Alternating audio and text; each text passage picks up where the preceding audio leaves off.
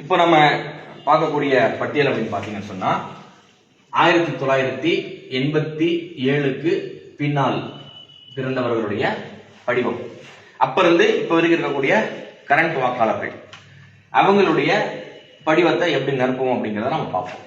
இப்போ இந்த படிவம் வந்து என்னுடைய படிவமா நான் இங்க வந்து பாவிச்சு நான் எழுதுறேன். இது என்னுடைய படிவம், என் பேர் இங்க நான் எழுதிட்டேன். இப்ப என்னுடைய படிவத்தை நான் இப்ப நிரப்ப போறேன். இது எப்படிங்கிறது நீங்க கவனிங்க. அதே போல இதே காலம் தான் இதுல நம்ம ஃபில் பண்றோம். இப்ப ஏ காலத்தை நம்ம முதல்ல ஃபில் பண்றோம். இதுல வந்து என்னுடைய பிறந்த தேதியை நான் எழுதுறேன். முதல் கேள்வி என்ன? பிறந்த தேதி. அந்த பிறந்த தேதியை ஆதார் கார்டுல இருக்கிற மாதிரி நான் என்ன பண்ணிட்டேன், அங்க எழுதிட்டேன். அதுக்கு அடுத்து அவங்க கேட்கறது ஆதார் எண். ஆதார் எண் என்ன அப்படிங்கறத நம்ம என்ன பண்ணணும், இங்க எழுதி ஆகணும். அந்த 12 நம்பரை நம்ம இங்க எழுதணும். அடுத்து என்னுடைய போன் நம்பர், நான் பயன்படுத்திட்டு இருக்கக்கூடிய போன் நம்பர், அந்த டீட்டெயிலை நான் என்ன பண்றேன், இங்க எழுதுறேன். இது ஆதார் கார்டை பார்த்து எழுதுறோம். இந்த பிறந்த தேதியும் ஆதார் கார்டு எண்ணையும் என்னுடைய போன் நம்பரையும் நான் என்ன பண்றேன், எழுதிட்டேன். இது ஆதார் கார்டுடைய விவரம். அடுத்து என்னுடைய தந்தையுடைய பெயர் கேட்கிறாங்க. அப்ப தந்தையுடைய பெயர் அல்லது பாதுகாவலருடைய பெயர். இப்ப நான் இங்க வந்து தந்தையுடைய பெயர் எழுதுறேன். என்னுடைய தந்தை பெயர் இங்க நான் எழுதிட்டேன். அடுத்து தந்தையுடைய புகைப்பட அடையாள அட்டை எண் கேட்கிறாங்க. அப்ப 2024 அவங்க ஓட்டு போட்டிருப்பாங்க, அல்லது அவங்களுக்கு என்ன பண்ணிருப்பாங்க, இந்த விவரங்கள் கேட்டு பட்டியல் வந்திருக்கும். அந்த பட்டியல்ல இருக்கக்கூடிய இந்த படிவத்தில் இருக்கக்கூடிய அந்த வாக்காளர் எண்ணோ அல்லது 2024 அவர் பயன்படுத்திய வாக்காளர் அடையாள அட்டை எண்ணோ நம்ம என்ன பண்ணலாம், இங்க எழுதிடலாம். புதிய அடையாள அட்டை எண், புதிய அடையாள அட்டை எண். அடுத்து தாயாருடைய பேர் கேட்கலாம். தாயாருடைய பேர் நாம என்ன பண்றோம், இங்க எழுதுறோம்.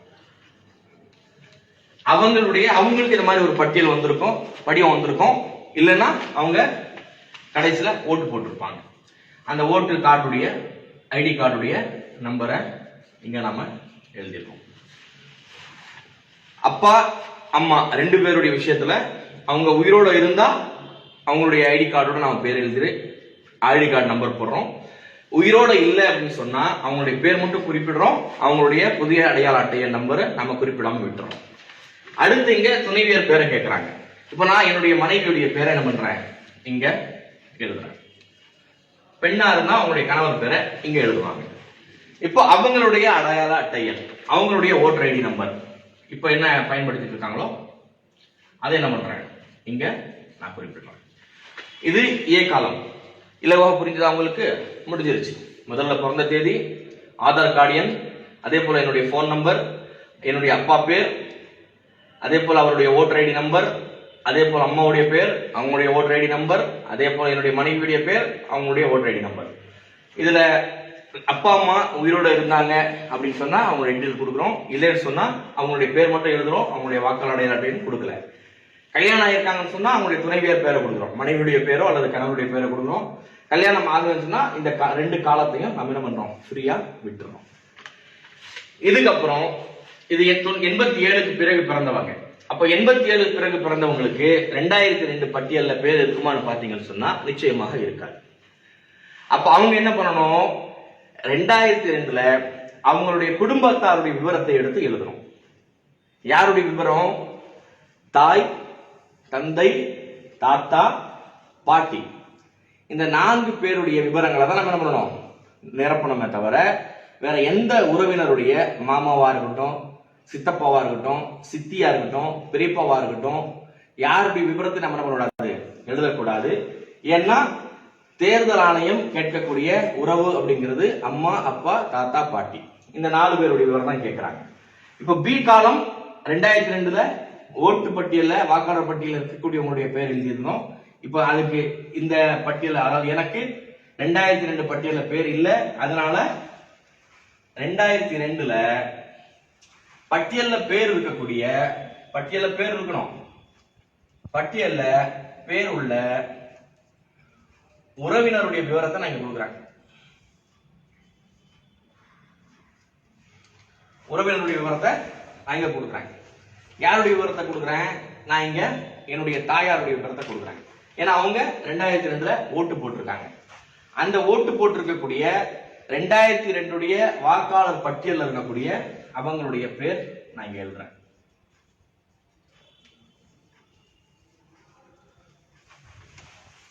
இதுல நீங்க பாத்தீங்கன்னு சொன்னா 2024 அவங்களுடைய ஐடி கார்டுல இருக்கக்கூடிய பேர் வேற மாதிரியா இருக்கு, 2002 இருக்கக்கூடிய பேர் வேற மாதிரியா இருக்கு. ஆனா இருந்தாலும் அதை சார்ந்து இருக்கக்கூடிய பேருங்கிறதுனால 2002 பட்டியல பேர் எப்படி இருக்கோ அதே பேர் நான் இங்க எழுதுறேன். அதே போல அந்த பட்டியல்ல அவங்களுக்கு கொடுக்கப்பட்டிருக்கக்கூடிய அடையாள அட்டை எண் அதை நான் என்ன பண்றேன் இங்க எழுதிட்டேன். அடுத்து அவங்களுடைய 2002 பட்டியல்ல உறவினர்னு ஒருத்தர் கொடுத்திருப்பாங்கல்ல, சிலர் தந்தையை கொடுத்திருப்பாங்க, சிலர் கணவரை கொடுத்திருப்பாங்க. இவங்க கணவரை கொடுத்திருக்காங்க. அப்போ கணவருடைய பேரை நாம இங்க எழுதுறோம். அடுத்து என்ன கேட்கிறாங்க அப்படின்னு சொன்னா உறவு முறை கேட்கிறாங்க. இப்ப நம்ம யாருடைய படிவத்தை நிரப்பிட்டு இருக்கோம்? என்னுடைய படிவத்தை நிரப்பிட்டு இருக்கோம். அப்ப யாருடைய படிவம் இங்க நிரப்பப்படுகிறதோ அவர்கள் யாருடைய உறவு பேரை இங்க காட்டுறாங்களோ அவங்களுடைய உறவு முறை இங்க எழுதணும். இப்ப நான் யாருடைய பேரை காட்டியிருக்கேன்? குல்சார் பேகம், என்னுடைய தாயாருடைய பேரை காட்டியிருக்கேன். அப்ப நான் என்ன பண்றீங்க தாயார்னு எழுதுறேன். இதே இங்க தந்தையுடைய பேரை காட்டியிருந்தோம்னு சொன்னா தந்தைன்னு எழுதணும். தாத்தாவுடைய பேரை கொடுத்திருந்தோம்னா தாத்தான்னு கொடுக்கணும். பாட்டியுடைய பேரை கொடுத்திருக்கணும்னு சொன்னா பாட்டின்னு எழுதணும். ஒண்ணு புரிஞ்சுக்க வேண்டிய விஷயம் என்ன, நாம உறவினுடைய விபரத்துல முதல்ல யாருடைய பேர் எழுதுறோமோ, யாருடைய எபிக் நம்பர் எழுதியிருக்கிறோமோ, அடையாள அட்டை எண் எழுதியிருக்கிறோமோ அவங்களுக்கும் இந்த படிவத்துல இருப்பவருக்கும் என்ன உறவு, எனக்கும் இந்த உறவினருடைய பேருக்கும் என்ன உறவு, அதாவது உறவினர் விவரங்கள் அல்ல அந்த பேருக்கும் இருக்கக்கூடிய உறவு என்ன. அப்போ அவங்களுக்கு எனக்கு இருக்கக்கூடிய உறவு தந்தை தாய் மகன் அப்படிங்கிற உறவு. அப்போ நான் தாயார்னு கொடுத்துருக்கேன்.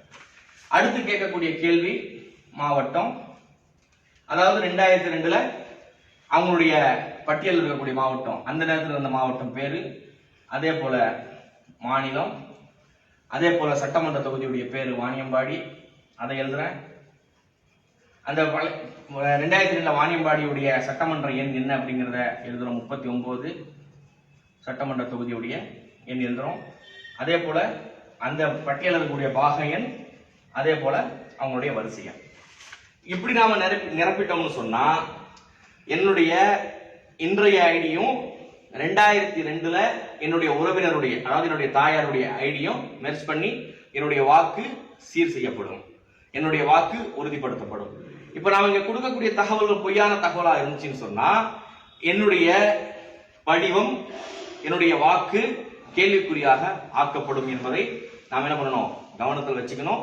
எல்லாருமே தவறாம தன்னுடைய தாய் தந்தை தாத்தா பாட்டியுடைய உறவினருடைய விவரங்களை கண்டிப்பா கொடுத்தாகணும். அவங்களுடைய பட்டியல் தேடி எடுக்கணும். இதுல இன்னொரு விஷயம் என்ன இருக்கு அப்படின்னு சொன்னா, நான் கல்யாணம் பண்ணிட்டு வந்திருக்கேன். இப்ப கல்யாணம் பண்ணிட்டு வந்திருக்கக்கூடிய என்னுடைய மனைவியுடைய பேர் ஐடி கார்டு இப்ப நான் வசிச்சுட்டு இருக்கக்கூடிய இடத்துல இருக்கு, இதை நான் எழுதிட்டேன். ஆனா அவங்களுக்கு உறவினரா தரக்கூடிய அந்த சாட்சி தாய் தந்தை தாத்தா பாட்டி தான். கணவனுடைய சாட்சி அங்க செல்லாது, மாமனார் மாமியாருடைய சாட்சி அங்க செல்லாது. அப்போ அவங்களுடைய தாய் தந்தையருடைய பட்டியல் எடுக்கிறோம். எப்படி எடுக்கிறோம்? தமிழ்நாட்டில் இருந்தாங்கன்னா தமிழ்நாட்டுடைய பட்டியல் எடுக்கிறோம், அல்லது வெளி மாநிலத்துல திருமணம் பண்ணிட்டு வந்திருக்கோம். குறிப்பா தமிழகத்துல பாத்தீங்கன்னா பெரும்பாலும் ஆந்திரால இருந்து, கர்நாடகால இருந்து, கேரளால இருந்து, பக்கத்துல இருக்கக்கூடிய பாண்டிச்சேரி மாநில இருந்து என்ன பண்ணிருப்பாங்க, கல்யாணம் பண்ணிட்டு வந்திருப்பாங்க. அப்ப அவங்களுடைய படிவத்தை ஃபில் பண்ணும்போது அவங்களுடைய பட்டியலை என்ன பண்ணணும், அவங்களுடைய தாய் தந்தையருடைய பட்டியலை அந்த மாநிலத்திலிருந்து எடுத்து நாம கண்டிப்பா இங்க எழுதணும். இந்த எல்லா படிவத்திலையும் ரொம்ப முக்கியமான ஒரு விஷயம் என்னன்னு பாத்தீங்கன்னா, கடைசியில கேட்கப்படக்கூடிய சட்டமன்ற தொகுதியுடைய எண், சட்டமன்ற தொகுதியுடைய பேர், பாகம் எண், வரிசை எண்.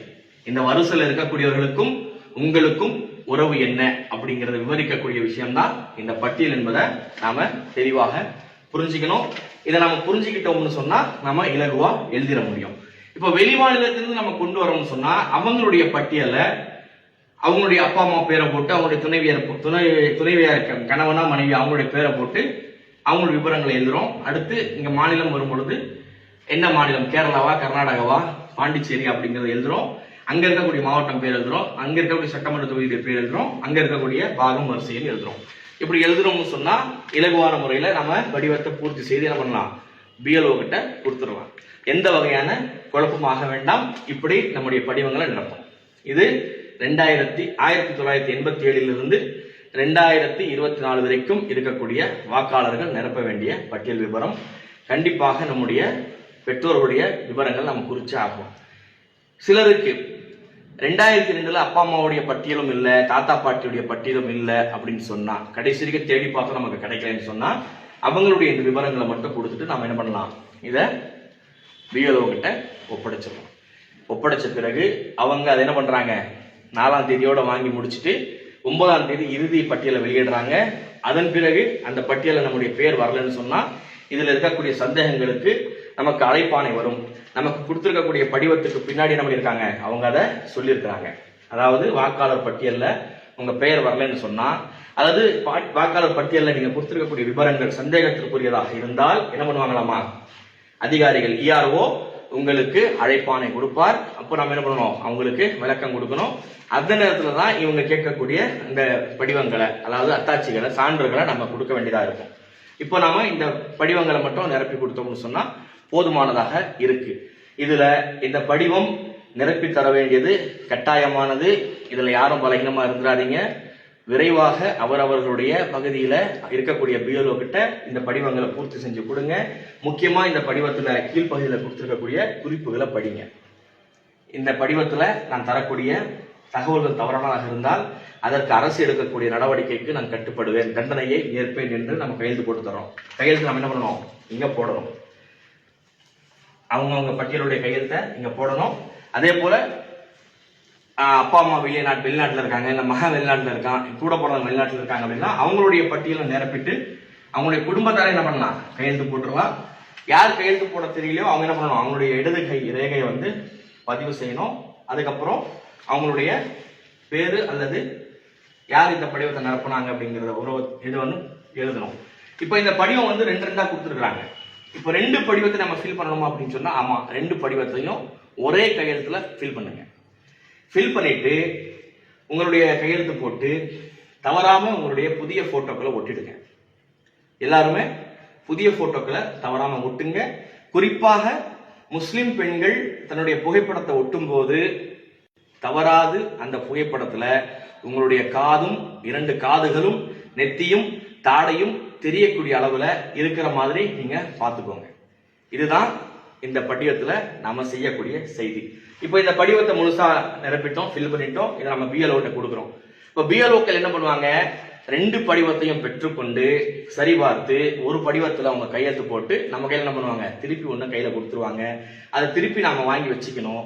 அது தேவைப்படக்கூடிய நேரத்துல, அதிகாரிகள் அழைத்து கேட்கக்கூடிய நேரத்துல அது காட்டுவதற்காக நமக்கு பயன்படும். இதுதான் 2025 நமக்கு கேட்கப்பட்டிருக்கக்கூடிய எஸ்ஐஆர் படிவத்தை பூர்த்தி செய்யக்கூடிய வழிமுறை. புரிந்து இதை படிவத்தை